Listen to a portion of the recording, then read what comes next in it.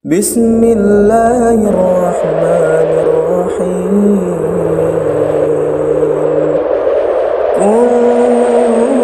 كنتم خير أمة أخرجت للناس تأمرون بالمعروف وتنهون عن المنكر وتؤمنون بالله ولو آمن أهل الكتاب لكان خيرا لهم منهم المؤمنون وأكثرهم الفاسقون.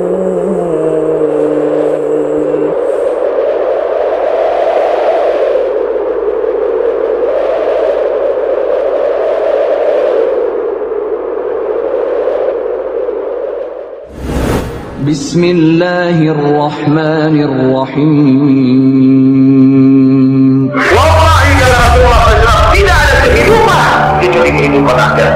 Tidak ada kehidupan. Hidup itu semua ikuti dunia itu semua sementara. Ada momen ini bukan tempat tinggal, itu tempat kerja. Dunia ini bukan tempat tinggal kita. Nanti ada tempat yang akan kita tinggalkan. Alhamdulillah hadirin yang mulia, kita bersyukur kepada Allah Ta'ala karena Allah telah memilih kita dan menjadikan kita semua sebagai umatnya Rasulullah Sallallahu Alaihi Wasallam. Khaira umat. Di Al-Quran itu dikatakan the best of ummah, sebaik-baiknya umat. Umat yang Allah Ta'ala bangga-banggakan di dalam seluruh kitab, di dalam Taurat, Zabur, Injil. Allah ceritakan tentang kita. Allah cerita kepada Nabi Musa alaihissalam, kepada Nabi Ibrahim alaihissalam, cerita kepada seluruh Nabi, cerita kepada Nabi Isa alaihissalam. Sehingga Nabi-Nabi pun berdoa kepada Allah, ya Allah jadikan kami sebagai umatnya Muhammad sallallahu alaihi wasallam. Ajib. Nabi Musa ingin seperti antum, bang. Nabi Ibrahim ingin seperti apa? Seluruh Nabi ingin seperti kita, ingin jadi umatnya Nabi Muhammad sallallahu alaihi wasallam. Dan satu-satunya doa Nabi yang Allah kabulkan hanyalah doa Nabi Isa alaihissalam. Dalam sebuah hadis yang sangat panjang, Nabi bercerita sebelum hari kiamat Allah turunkan lagi Nabi Isa alaihissalam, tapi bukan sebagai Nabi, tapi sebagai umatnya Rasulullah sallallahu alaihi wasallam. Diharamkan surga dimasuki oleh kaum-kaum terdahulu sebelum kita memasuki surga. Kita datangnya terakhir, tapi masuk surga lebih awal. Nabi kita Nabi yang terbaik, Rasulullah sallallahu alaihi wasallam, pemimpinnya seluruh Nabi. Seluruh yang berhubungan dengan Rasulullah sallallahu alaihi wasallam semua terbaik. Nama yang terbaik itu namanya Rasulullah sallallahu alaihi wasallam. Imam Syafi'i punya anak 12 orang laki-laki. Ketika anaknya lahir, dia cari nama yang terbaik. Anak pertama diberi nama Muhammad. Anak yang kedua lahir, dicari lagi nama yang terbaik, terindah. Kemudian diberi lagi nama Muhammad. Sampai 12 nama anaknya Muhammad semua. Satu orang bertanya, ya Imam, kenapa nama anakmu Muhammad semua? Dia bilang, saya sudah mencoba mencari nama yang indah, tapi saya tidak temukan nama yang lebih indah daripada Muhammad. Nabi kita Nabi yang terbaik, hadirin mulia. 100 akal yang Allah ciptakan, itu 99 akal Allah berikan kepada Rasulullah sendiri. Satu akal dibagi untuk seluruh manusia, termasuk seluruh Nabi. Antum bisa bayangkan bagaimana jeniusnya, cerdasnya Rasulullah sallallahu alaihi wasallam. Seluruh kebaikan Nabi-Nabi, bagaimana tampannya Yusuf alaihissalam, merdunya surah Daud alaihissalam, sabarnya Ayub alaihissalam, tawakalnya Ibrahim alaihissalam, hikmahnya Sulaiman alaihissalam, kuatnya Musa alaihissalam. Semua kebaikan Nabi-Nabi Allah berikan kepada Rasulullah sallallahu alaihi wasallam. Insan kamil, manusia sempurna. Rambut yang terbaik yang pernah Allah ciptakan itu rambutnya Rasulullah. Sampai hari ini masih ada di museum. Saya pernah baca di satu artikel, penjaga museum itu cerita, pernah satu kali berapa lembar rambut Nabi terjatuh. Dia cari nggak ketemu. Di malam hari dimatikan lampu, ternyata rambut Nabi mengeluarkan cahaya, nur. Mata yang terbaik matanya Rasulullah, kulit yang terbaik kulitnya Rasulullah. Keringat Nabi lebih wangi dari kasturi. Kalau Nabi melewati satu jalan, orang tahu pasti Muhammad baru saja melewati jalan ini. Kenapa? Wangi tubuhnya tinggal di sana. Nabi sallallahu alaihi wasallam hadirin mulia, sempurna. Matahari pun tidak berani menyentuh kulit Nabi langsung. Dari lahir sampai meninggal dinaungi awan, berjalan kemana-mana.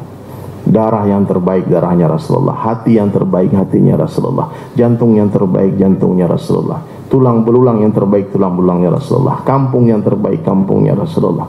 Bahasa yang terbaik, bahasanya Rasulullah sallallahu alaihi wasallam. Sahabat yang terbaik, sahabatnya Rasulullah. Keturunan yang terbaik, keturunannya Rasulullah sallallahu alaihi wasallam.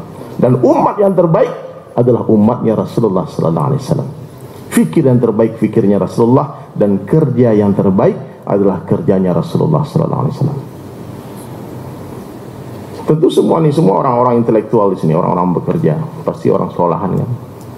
Orang sekolah dia punya akal, dia berpikir. Pertama yang dia pikirkan, siapa yang menciptakan pikiran saya sehingga bisa berpikir. Ini Pak, bahwa kita jangan sombong Pak, ini akal kita, intelektualnya Allah yang beri. Allah bisa jadikan orang yang paling cerdas di dunia menjadi orang paling idiot di dunia dalam hitungan detik. Tinggal Allah konsletkan sedikit otaknya, ketawa sendiri sudah. Rebutan makan di tong sampah sama anjing. Jadi jangan sombong, nggak ada sombong. Maka Rasulullah SAW hadir mulia, Nabi yang terbaik. Berbeda dengan Nabi-Nabi terdahulu. Kalau Nabi terdahulu sebelum dia buat kerja dakwah, sebelum Allah perintah berdakwah, Allah berikan kitab sempurna, Allah ajari dulu. Nabi Musa alaihissalam Allah suruh belajar kepada Nabi Syuaib 8 tahun tambah 2 tahun, jadi 10 tahun. Mondok dulu, belajar dulu, berilmu dulu, alim dulu. Setelah Allah sempurnakan Taurat, Allah berikan kepada Nabi Musa alaihissalam, baru perintah dakwah turun kepada Nabi Musa. Nabi Musa sebelum berdakwah Allah berikan Taurat sempurna. Nabi Daud alaihissalam sebelum berdakwah Allah berikan Zabur sempurna. Nabi Isa alaihissalam sebelum berdakwah Allah berikan Injil sempurna. Tapi Rasulullah berbeda hadir. Sebelum berdakwah Allah beri 5 ayat saja. Iqra bismi rabbikal ladzi khalaq, khalaqal insana min 'alaq. Semua kita hafal ayat ila akhir ayat. Setelah 5 ayat tadi hadirin mulia, apa perintah berikutnya? Ya ayyuhal mudassir, hai orang yang berselimut, qum, bangun, fa'anzir, beri peringatan. Perintah dakwah langsung turun hati. Itu bedanya Pak. Jadi orang hari ini banyak yang salah paham. Dia pikir kamu kalau nggak berilmu nggak boleh berdakwah. Itu kefahaman Bani Israel Pak. Harus berilmu dulu, harus alim dulu, baru boleh berdakwah. Nabi Musa itu punya anak buah namanya Nakib. Jumlahnya kurang lebih 70 orang. Dia boleh ikut membantu dakwahnya Nabi Musa alaihissalam dengan syarat harus hafal dulu Taurat. Harus berilmu dulu, baru boleh berdakwah. Nabi Isa alaihissalam punya murid namanya Hawarin, kurang lebih 70 orang juga. Dia harus hafal dulu Injil, baru boleh berdakwah. Kalau tidak ada ilmu, bukan ulama, tidak boleh berdakwah. Itu nabi-nabi terdahulu, ilmu syaratnya, ilmu pertama dulu. Allah berikan kitab sempurna, baru berdakwah, itu Nabi Isa alaihissalam. Tapi Rasulullah beda, dakwah dulu, baru Allah berikan ilmu. Itu bedanya Pak.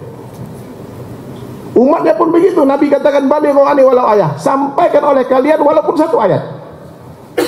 Ini semua sudah Al-Fatihah, 7 ayat itu. Jadi kita tidak ada alasan lagi alibi mengatakan saya tidak ada ilmu, saya tidak boleh berdakwah. Kecuali antum tidak hafal Al-Fatihah, tidak bisa syahadat. Tapi kalau sudah bisa mengucapkan 2 kalimat syahadat, keyakinan kita mesti disampaikan. Jadi hadirin yang mulia, kalau saja nabi-nabi terdahulu seperti sebuah mesin yang bisa mencetak 1000 buku, Rasulullah sallallahu alaihi wasallam seperti sebuah mesin yang bisa mencetak 1000 mesin. Coba tuh pikir saat, apa bedanya? Kalau nabi-nabi terdahulu seperti sebuah mesin yang bisa mencetak 1000 buku, Rasulullah sallallahu alaihi wasallam seperti sebuah mesin yang bisa mencetak 1000 mesin. Yang mana 1000 mesin tadi bisa mencetak lagi 1000 mesin lagi, 1000 mesin lagi, 1000 mesin lagi, sehingga dalam waktu singkat 23 tahun Islam tersebar ke seluruh penjuru alam. Apa rahasianya? Rasulullah sallallahu alaihi wasallam diperintah oleh Allah mengabarkan kepada seluruh sahabatnya bahwasanya dakwah adalah kerja kalian. Kenapa? Karena setelah aku tidak akan ada lagi nabi, la nabiyya ba'da. Bagaimanapun rusaknya orang di Jakarta, Pak, Allah nggak akan turunkan lagi nabi di Jakarta. Pelacuran di mana-mana, korupsi di mana-mana, pembunuhan di mana-mana, begal di mana-mana, Allah tidak akan turunkan lagi nabi. Siapa yang harus perbaiki keadaan itu? Seluruh orang yang mengaku sebagai umatnya Rasulullah SAW. Baik dia ulama ataupun dia orang biasa. Baik dia ustaz ataupun dia orang biasa saja. Dia tidak tahu apa-apa. Baik dia pedagang, petani, presiden, gubernur, bupati, semua mesti buat usaha dakwah. Semuanya mesti bekerja sama dalam dakwah. Tidak bisa orang berilmu saja yang berdakwah. Pergi perang itu tidak bisa jenderal semua Pak. Kopral pun ikut, mayor pun ikut, tukang pijit diajak juga, tukang masak diajak juga, tukang cuci diajak juga. Semua kita mesti berjamaah. Kalau kita bersatu dalam dakwah, hadirin mulia, apapun organisasinya, apapun kelompoknya, apapun mazhabnya, apapun kajiannya, bersatu berkasih sayang dalam dakwah, selesai masalah umat. Apapun partainya, semuanya terserah. Apapun sukunya, kita tidak boleh berpecah dalam dakwah, mesti ukhuwah dijaga dalam sini. Ajak manusia kepada Allah. Qul hadhihi sabili ad'u ila Allah. Katakanlah wahai Muhammad kepada seluruh umatmu, hadhihi sabili, inilah jalanku. Ad'u ila Allah, ajak manusia kepada Allah, bukan ajak kepada kelompok, bukan ajak kepada partai, bukan ajak kepada mazhab, bukan ajak kepada golongan kita, bukan, ajak kepada Allah saja. Paham enggak, Pak? Nah, jadi hadirin mulia, dijelaskan di dalam Al-Quran, kita mesti berbangga kepada nisbat satu Islam. Wa man ahsanu qawlan mimman da'a ila Allah. Siapakah yang qaulannya? Itu ulama menjelaskan, qaulan itu maknanya perkataan, perbuatan dan tulisan. Jadi siapa saja yang tidak bisa berucap, dia bisa menulis. Atau nggak bisa menulis, bisa berbuat, berakhlak. Itu dakwah. Mimman da'a ila Allah, daripada orang yang berdakwah kepada Allah. Jadi qaulan itu disamakan dengan dinan. Siapakah yang agamanya yang lebih baik daripada orang yang berdakwah mengajak manusia kepada Allah? Siapa, Pak? Pertanyaan Allah tidak perlu dijawab karena tidak ada jawabannya. Sampai detik ini, Pak, setiap majelis saya tanyakan, Ustadz, Kiai, Tuan Guru, Ajengan, Maulana, Syekh, tolong jawab pertanyaan saya. Apakah ada perintah Allah yang lebih besar dari dakwah? Sampai hari ini belum ada satu orang pun yang berkicau mengatakan ada. Ada, Pak? Mana lebih penting dakwah, Pak, daripada sholat, daripada haji, umrah, zakat? Dakwah yang lebih penting. Orang sholat belum tentu dakwah, Pak. Sholat, dakwah itu kata Rasulullah SAW, umul fardu, ibu dari segala amalan. Kalau kita dakwahkan itu dakwah, insya Allah orang yang kita dakwahi dia akan sholat, dia akan zakat, dia akan puasa, dia akan haji. Tapi orang haji belum tentu dakwah, orang zikir belum tentu dakwah, orang kajian belum tentu dakwah. Tapi orang dakwah pasti belajar. Dia pasti akan haus akan ilmu. Dia pasti akan sholat. Jadi apa yang harus kita dakwahkan hari ini keluar sana? Dakwahkan dakwah itu sendiri, multi level akhirat. Itu orang-orang non muslim, dia pelajari cara dakwahnya Rasulullah, bagaimana bisa berkembang. Maka terciptalah itu multi level marketing itu. Dijanjikan royalti. Allah Ta'ala menjanjikan royalti juga. Kalau kamu ajak satu orang berbuat kebaikan, kamu dapat royalti 100% sempurna amalan orang itu. Bukan 10%, bukan 2%, 1%, 100%. Jadi dakwah ini adalah pekerjaan yang paling bergengsi dalam pandangan Allah. Perintah Allah yang paling dahsyat, perintah Allah yang paling besar. Kenapa? Karena Allah sendiri buat dakwah. Wallahu yad'u ila daris salam. Sesungguhnya Allah itu dai, mengajak manusia kepada surga.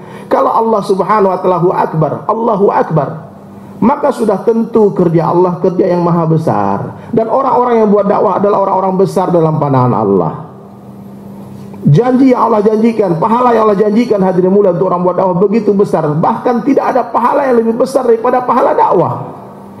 Kalau saja pahalanya begitu besar mengajak orang kepada Allah, hadirin mulia, maka meninggalkan dakwah dosanya sangat besar.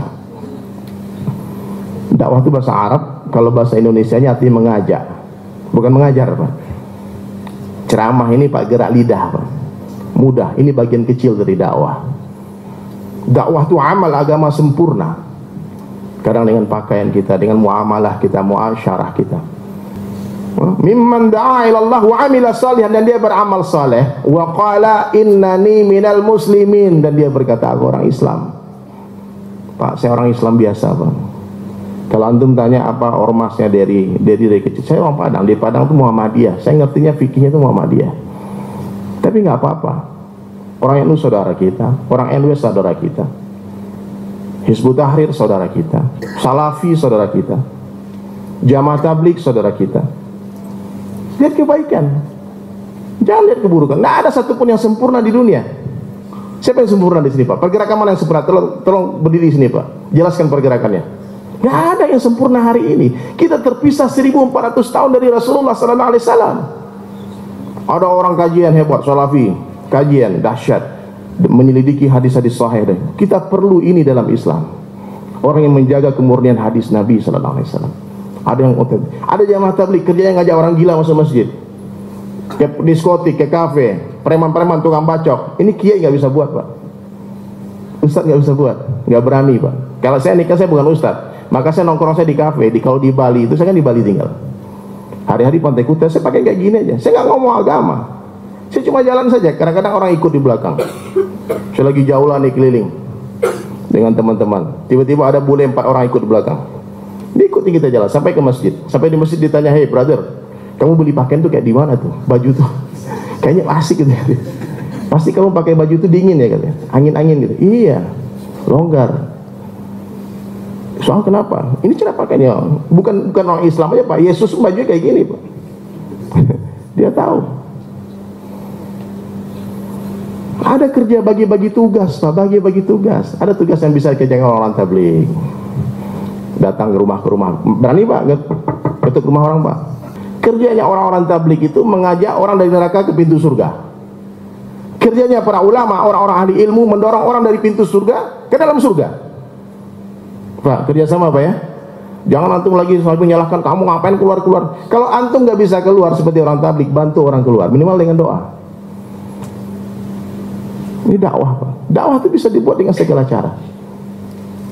Profesi kita, orang kantoran dakwah di kantor, petani dakwah di sawah, pedagang dakwah di pasar, seniman-seniman dakwah dengan karya-karya positifnya. Jangan dihujat juga, Pak. Nggak semua orang bisa bernyanyi. Ternyata kalau kita berkarya dengan niat untuk hidayah, itu dakwah hati mulia, orang bisa dapat hidayah.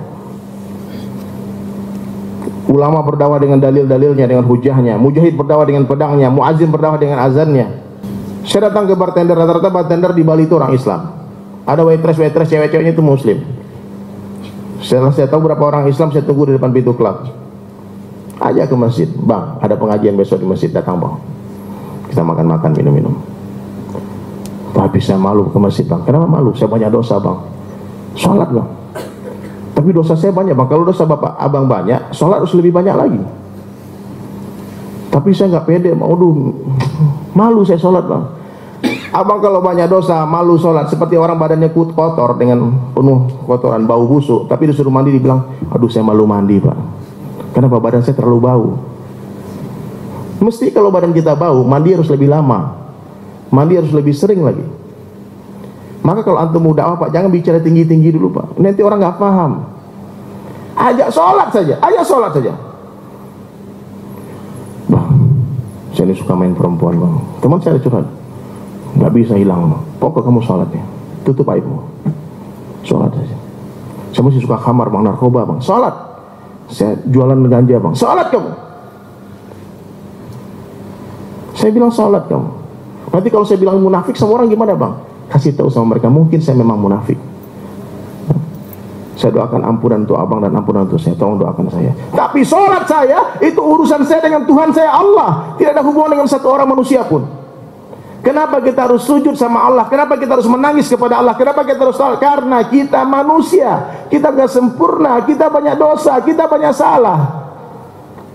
Ini yang hadir di sini semua pendosa ini. Saya bisa pastikan 100% pendosa semua, termasuk saya. Kenapa? Kita punya syahwat, tiap saat pengen maksiat. Meskipun dosa kita beda-beda, nggak sama dosanya. Tapi mentang-mentang dosa kita nggak sama dengan dosa orang lain, lalu kita merasa lebih baik. Dosa lu nggak keren, bro. Dosa gua dong, mantap. Enggak. Nih ibu-ibu lihat temannya belum pakai hijab. Ibu udah pakai hijab syar'i. Wah, gede hijab. Kau nggak paham agama. Itu tidak berhijab, satu dosa teman kita Allah perlihatkan di mata kita. Tapi berapa banyak dosa kita Allah tutupi. Jangan hanya gara-gara hadir mulai dosa kita berbeda lalu kita merasa lebih baik. Jangan. Saya berpakaian kayak gini bukan berarti saya lebih baik, Pak. Tidak, karena dosa saya banyak.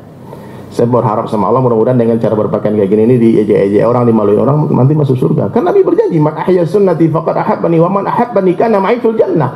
Siapa yang menghidupkan sunnahku sungguh dia cinta kepadaku, dan siapa yang mencintaiku bersama-sama denganku di dalam surga. Kita agama ini indah, agama ini mudah. Mestinya agama ini menjadikan kita orang yang berakhlak mulia. Orang lihat kita senang, orang kita nggak ada orang rindu. Mana itu Pak Jenggot? Nggak ada. Jangan sampai kita datang hadir mulai di satu tempat orang berkasih sayang berpecah gara-gara kita. Hanya masalah-masalah kecil furu'iyah yang nggak penting dan yang bukan urusan kita. Pak, antum tahu khilafiyah itu monopoli ulama. Kalau antum bukan ulama, jangan berdebat masalah khilafiyah. Wallahi stop, jangan berdebat karena nggak akan selesai sampai hari kiamat. Biasanya ulama Pak nggak banyak ngomong Pak, dia nggak banyak debat. Yang ribut tuh kadang-kadang tuh yang baru merasa jadi ulama. Orang baru belajar silat Pak, itu tiap sebentar mau ngantam banyak berantem orang. Maka di banyak masjid terjadi kerusuhan di dalam masjid, ribut. Kelompok ini ribut dengan kelompok ini gara-gara apa? Tapi ini adalah masalah khilafiyah, furu'iyah. Ranting-ranting di sebuah pohon itu, ranting itu di pohon ada atau tidak ada, pohon tetap hidup. Yang penting akarnya masih benar Pak. Kalau kalimat tauhid hadirin mulai thayyibahnya tidak dirubah, berarti dia masih Islam Pak. Syahadatnya nggak diganti-ganti. Tapi kalau sekarang ada sekelompok orang dia ganti syahadat ditambah dengan kalimat yang aneh-aneh, dia keluar dari Islam. Dia hina sahabat Nabi, yang Nabi Allah sendiri telah katakan mereka radhiyallahu anhum wa radu'an. Wasabiqunal awwalun minal muhajirin wal ansar walladzina tabawwa'u bi ihsan radhiyallahu anhum wa radu'an. Ada kelompok yang menghina sahabat, out dari Islam, kafir mereka. Maka antum jangan suka mengkritik sahabat Pak. Ya. Apapun namanya, mau Syiah kayak mau Sunni, kalau dia hina sahabat kafir. Nah, jadi hadirin mulia, ini Islam mudah. Ad-dinu yusrun, agama itu mudah, agama itu indah. Allah Subhanahu wa taala Maha indah dan mencintai keindahan. Islam mengajar kita berbuat baik kepada orang yang berbuat jahat kepada kita. Senantiasa melihat kebaikan orang, dua mata kanan untuk melihat kebaikan orang, mata kiri melihat keburukan diri sendiri. Itu yang diajarkan Islam. Datangi umat dari pintu ke pintu, lorong ke lorong, bicara dari hati ke hati, besarkan Allah. Wa rabbaka fakabbir, itu perintah awal dalam Islam. Besarkan Allah. Nama kita kecil nggak masalah Pak. Orang nggak kenal kita nggak masalah. Yang penting dia kenal Allah. Kalau Bapak kaya hari ini, kasih tahu semua orang, ini kekayaan saya Allah yang punya, Allah yang beri. Dia Al-Ghani, yang maha kaya, Al-Mughni, yang memberikan kekayaan kepada seorang kaya. Kalau beri jabatan, katakan jabatan saya ini Allah yang beri, bukan karena saya cerdas, tidak, tapi Allah angkat saya jadi pejabat. Banyak yang lebih hebat dari saya, tapi dia nggak naik pangkatnya. Kalau Allah berikan kita popularitas hari ini, katakan popularitas ini Allah yang menjadikan saya populer, bukan karena saya ganteng, tidak. Kembalikan semua kepada Allah. Nanti Allah pertanyakan pertanggungjawabannya. Gunakan popularitas untuk dakwah, gunakan jabatan untuk dakwah, gunakan harta untuk dakwah, gunakan kekuatan fisik kita untuk dakwah. Kenalkan orang kepada Allah, kasih tahu semua orang, hubungkan hati orang kepada Allah. Bagaimana caranya perbaiki lisan kita, Bu? Mulai hari ini hati-hati bicara, ya. Mulai hari ini jangan pernah berbicara apapun kecuali melibatkan Allah dalam setiap pembicaraan kita. Maksudnya gimana? Kalau nggak ada Allah, diam. Kalau nggak ada Allahnya, diam, jangan bicara. Karena bisa jadi itu sia-sia atau dosa. Sekarang ini kalau kita tidak paham ilmu ini, kita mengatakan, kita ketemu hari ini ya, kita jumpa dari hari, tidak. Kita tidak berjumpa Pak, namun kita dijumpakan oleh Allah. Sebentar lagi kita tidak berpisah, namun kita dipisahkan oleh Allah. Kita tidak hidup, namun kita dihidupkan oleh Allah. Suatu hari nanti kita tidak mati, namun kita akan dimatikan oleh Allah. Hadirin semua tidak duduk, namun didudukkan oleh Allah. Tadi saya dari Cibubur ke sini tidak berjalan, namun diperjalankan oleh Allah. Libatkan Allah. Kalau panas, kasih tahu Allah kasih panas. Kalau dingin, kasih tahu Allah yang kasih dingin. La ilaha illallah. Kalau puji anaknya cantik, katakan Masya Allah. Kalau dapatkan nikmat apa, katakan Alhamdulillah. Banyak doa-doa yang diajarkan Rasulullah SAW. Lihat keindahan alam, katakan Subhanallah. Kehilangan barang, katakan Innalillahi wa inna ilaihi raji'un. Maka mulai hari ini jangan lagi mengatakan besok kita ketemuan di mall ya. Aku tunggu loh, awas kamu gak datang ya. Jam 3 tap ya, kita datang di mall. Awas kamu. Sepertinya perkataan itu biasa, tapi Allah benci dengan kalimat itu, karena di dalam kata-kata itu ada kekufuran. Mestinya katakan besok insya Allah kita ketemu di mall, insya Allah. Karena gak ada jaminan Pak. Siapa yang menjamin kita hidup sampai nanti asar? Saya biasanya habis pengajiannya Pak, ada aja yang mati Pak. Saya gak ada nakut-nakutin loh. Kenapa? Kematian tidak mencari orang tua, tidak mencari orang sakit. Maka bilang, abang tanya apa judulnya? Kasih tahu dunia sementara, akhirat selamanya. Ini kalimat kalau kita pahami Pak, kita malas Pak. Malas mencintai dunia, bukan bekerja. Bekerja malas nggak boleh Pak. Malas kita menumpuk-numpuk harta di dunia, mengagung-agungkan dunia dan gak berminat lagi. Cita-cita gak ke dunia lagi. Karena dunia sementara. Dalam sebuah ayat dalam Al-Quran, Allah sendiri katakan satu hari akhirat sama dengan 1000 tahun dunia. Bahkan ayat lain mengatakan satu hari akhirat 50.000 tahun dunia. Sahabat ketika mendengarkan ayat ini berlari keliling-keliling Madinah, katakan sungguh tidak ada kehidupan kecuali kehidupan akhirat. Wallahi tidak ada kehidupan kecuali kehidupan akhirat. Tidak ada kehidupan kecuali kehidupan akhirat. Tidak ada kehidupan kecuali kehidupan akhirat. Ingat ini. Tipu-tipu di dunia. Kalian pengen tahu perbandingan dunia dengan akhirat, kata Rasulullah SAW, celupkanlah ujung jari telunjuk kalian ke samudera yang luas dan lihatlah satu tetes air yang ada di ujung jari kalian. Hadhihi dunya, itulah dunia, nothing, tidak ada apa-apanya. Kalau saja harga dunia dalam pandang Allah sama dengan 11 sayap nyamuk, wallahi orang-orang kafir yang ingkar di luar Allah, mau sujud kepada Allah, tidak akan diberi minum walau seteguk air pun. Maka jangan iri Pak ngeliat orang kafir kaya di dunia ini. Jangan iri. Tidak ada hubungannya kekayaan dengan kebahagiaan. Kebahagiaan itu hubungannya dengan ketaatan kepada Allah, dengan iman dan amal saleh. Siapa saja yang beriman dan beramal saleh, baik dia laki-laki ataupun wanita, pasti Allah akan berikan dia hayatun thayyibah. Allah berikan kehidupan yang baik. Allah berikan kehidupan yang lapang meskipun rumahnya sempit. Hari ini berapa banyak orang yang kehidupannya sempit namun rumahnya lapang. Rumahnya gede tapi sempit kehidupannya, karena nggak ada iman, takut mati, takut miskin. Ketakutan akan kemiskinan itu lebih menyakitkan daripada kemiskinan itu sendiri. Maka jangan dipikir orang kaya bahagia, jangan disangka orang miskin sengsara, belum tentu. Yang jelas kebahagiaan itu Allah berikan hanya kepada orang beriman saja. Orang kaya yang beriman bahagia, orang miskin yang beriman pasti bahagia. Presiden yang beriman pasti bahagia. Presiden gak ada iman pasti dia sengsara. Allah mampu menghinakan presiden-presiden di dunia, raja-raja di dunia tanpa mengambil kerajaannya. Allah mampu membahagiakan orang-orang biasa tanpa menjadikan dia raja. Allah mampu menyengsarakan orang-orang kaya tanpa mengambil hartanya. Begitu juga Allah mampu membahagiakan, memuliakan orang miskin tanpa memberi dia harta. Kebahagiaan manusia indahnya Allah. Kalau kita dapatkan Allah, kita pasti akan dapatkan segala-galanya. Tapi kalau kita kehilangan Allah, kita akan kehilangan segala-galanya. Nah, ini yang penting kita pahami hari ini. Dunia sementara, cantik sementara, tampan sementara, miskin sementara, kaya sementara, sedih sementara, bahagia sementara, hina sementara, mulia sementara, jadi pejabat sementara. Kita duduk di sini pun sementara saja. Bahkan matahari yang kita lihat terbit di ufuk timur setiap hari dan tenggelam di ufuk barat itu pun sementara saja. Gak lama lagi Allah hancurkan itu matahari. Makanya hadirin dirahmati Allah Subhanahu wa taala, alihkan cinta kepada kampung akhirat, tempat kehidupan yang abadi selama-lamanya. Dikumpulkan seluruh kenikmatan dunia dari zaman Nabi Adam alaihissalam sampai manusia terakhir. Dikumpulkan seluruh kenikmatan dunia, lalu dibandingkan dengan kenikmatan satu orang ahli surga, maka kenikmatan seluruh di dunia ini, seluruh kenikmatan dunia bagaikan satu tetes air berbanding samudra yang luas.